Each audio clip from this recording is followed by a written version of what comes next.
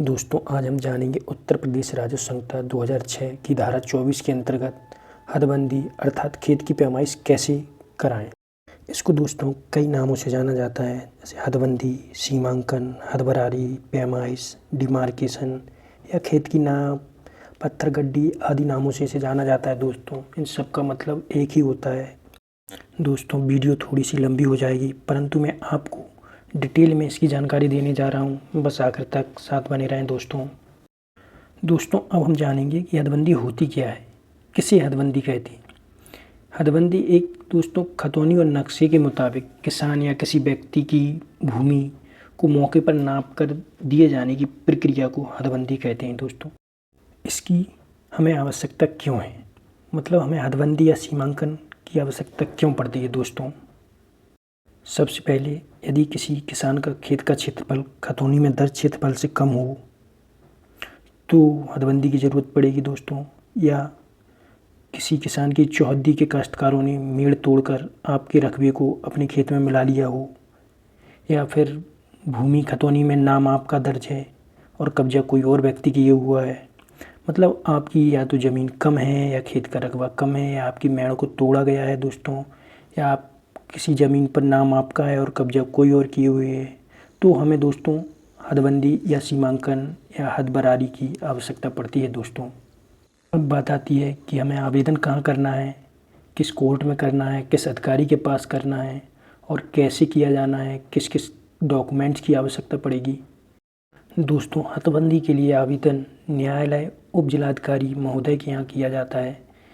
जो उप जिलाधिकारी महोदय का न्यायालय होता है वहाँ पे हम हदबंदी के लिए आवेदन करेंगे। दोस्तों आवेदन का विवरण कैसे भरें, क्या क्या भरना पड़ता है आवेदन में, वो सारी जानकारी हम बता दें। दोस्तों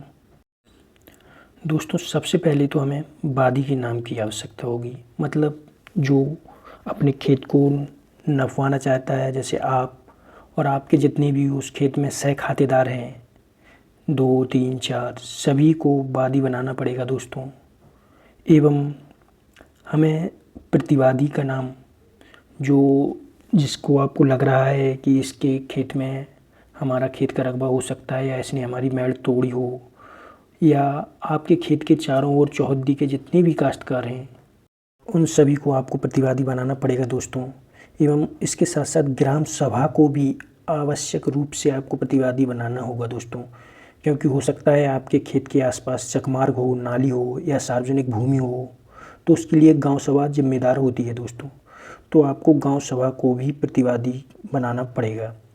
अब ज़रूरत पड़ेगी हमें खेत के गाटा नंबर की, जो खेत की आप पैमाइश करवाना चाहते हैं, हदबंदी कराना चाहते हैं, उसका गाटा नंबर क्या है, खेत नंबर एवं उसका क्षेत्रफल कितना है, इसकी हमें आवश्यकता पड़ेगी। और दोस्तों अब लास्ट में ज़रूरत पड़ेगी कुछ संलग्न कागज़ लगाने की, मतलब जो कागज़ लगा के हम अपना आवेदन पत्र न्यायालय में जमा करेंगे उस चीज़ की।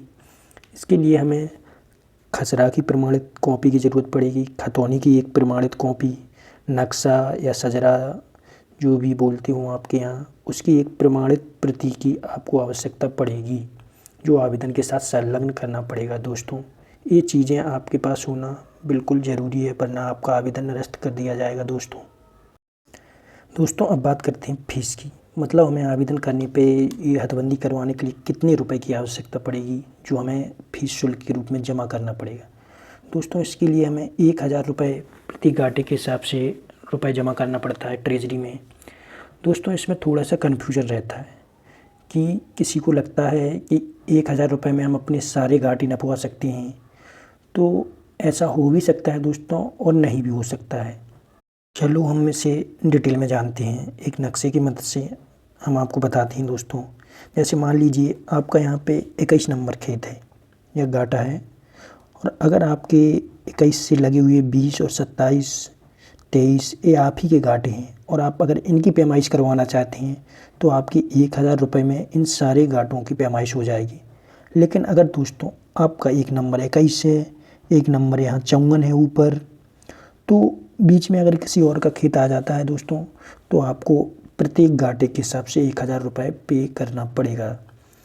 इसलिए दोस्तों आप ये मत सोचें कि 1000 रुपये में हमारे सारे गाटे नप जाएंगे। ये अगर आपके सभी मेड़ से लगे हुए हैं, एक दूसरे से मेड़ लगी हुई है, तो आपके सारे घाटे 1000 रुपये में नप जाएंगे दोस्तों, वरना आपको प्रत्येक घाटे के हिसाब से 1000 रुपये पे करना पड़ेगा दोस्तों।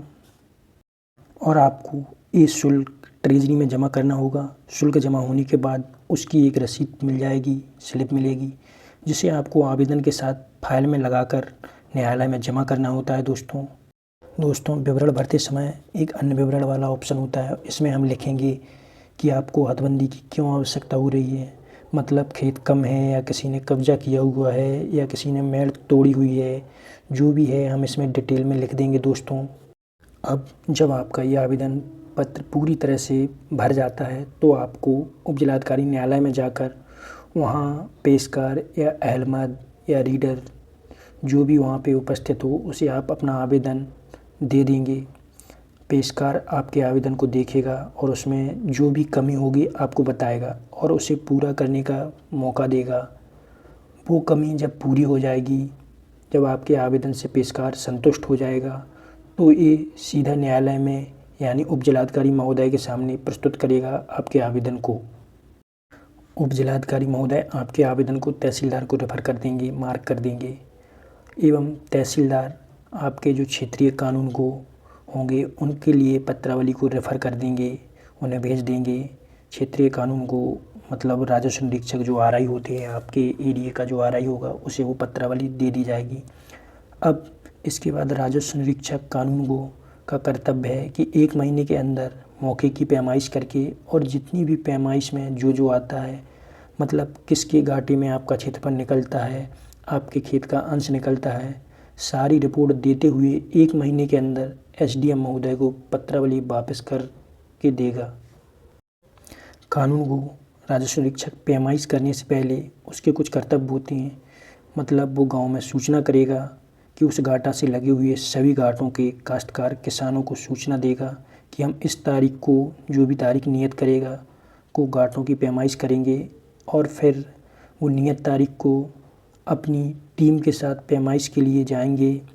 राजस्व निरीक्षक अपनी टीम लेकर जाएंगे, लेखपाल होंगे और कानून को मिलके वहाँ पैमाइश करेंगे और मौके पे पैमाइश करने के बाद कानून को द्वारा मौके पर ही वहीं गांव में रिपोर्ट तैयार की जाएगी और उस पर पक्षकार एवं लगे हुए घाटों के काश्तकारों किसानों के हस्ताक्षर करवा लिए जाएंगे एवं ग्राम प्रधान समिति होती है उसमें प्रधान की भी हस्ताक्षर और जो सदस्य होते हैं उनकी भी अगर उपस्थित हों तो उनके भी हस्ताक्षर करवा लिए जाएंगे और मौके पर तैयार की हुई रिपोर्ट को राजस्व निरीक्षक द्वारा एसडीएम महोदय, उपजिलाधिकारी महोदय के पास पत्रावली को वापस कर दिया जाएगा।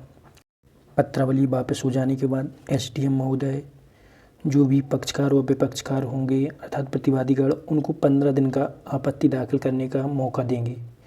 यदि किसी को आपत्ति हो, प्रतिवादी को या वादी को लगता हो हमें सही नहीं मिला या प्रतिवादी को लगता है हमारा गलत चला गया, तो वो 15 दिन के अंदर आपत्ति दाखिल कर सकते हैं। यदि 15 दिन में कोई भी आपत्ति दाखिल नहीं कर रहा है, यानी किसी को कोई भी आपत्ति या दिक्कत नहीं है, तो उस हदबंदी की, उस हदबदारी की पुष्टि कर देंगे और उसके बाद पुनः मौके पे जाकर कानून को राजस्व निरीक्षक द्वारा नाप करके पत्थर नस्ब करके अर्थात आपके खेत के चारों कोनों पर पत्थर गाड़कर उसकी सीमा निर्धारित कर देंगे, जिससे कोई फिर से भविष्य में उस पर कब्जा न कर सके, मेड़ को मिटा ना सके। इस प्रकार दोस्तों धारा 24 के अंतर्गत हदबंदी की प्रोसेस कंप्लीट होती है। अगर आपको ये वीडियो पसंद आया हो दोस्तों तो चैनल को सब्सक्राइब करें एवं शेयर करें, लाइक करें। थैंक्स फॉर वॉचिंग दोस्तों।